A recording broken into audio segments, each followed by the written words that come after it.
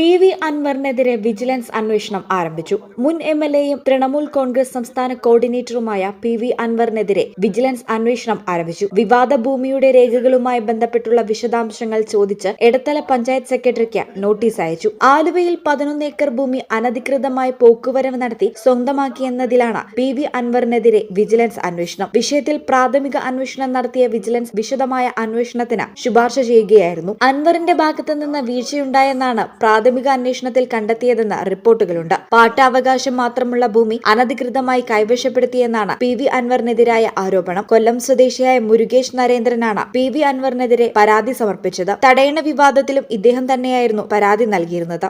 ഈ channel Nilambur. Kavitha gold and diamonds അവതരിപ്പിക്കുന്നു season of merry. കവിതയുടെ പുതിയ ആഭരണ ശ്രേണിയായ glam 18 rose gold light weight ആഭരണങ്ങളുടെ എക്സ്ക്ലൂസീവ് ലോഞ്ച്. ഓഫറിന്റെ ഭാഗമായി ഒരു ഭാഗ്യശാലിക്ക് ബമ്പർ പ്രൈസായി ഒരു മാരുതി സ്വിഫ്റ്റ് ഡിസയർ കാറും 5 ഭാഗ്യശാലികൾക്ക് ഗൃഹോപകരണങ്ങളും സമ്മാനം. ഫെസ്റ്റിവലിന്റെ ഭാഗമായി എല്ലാ ആഭരണ ശ്രേണികൾക്കും ആകർഷകമായ ഡിസ്കൗണ്ട്. ഈ ഓഫർ ഡിസംബർ 15 മുതൽ ഫെബ്രുവരി 15 വരെ മാത്രം.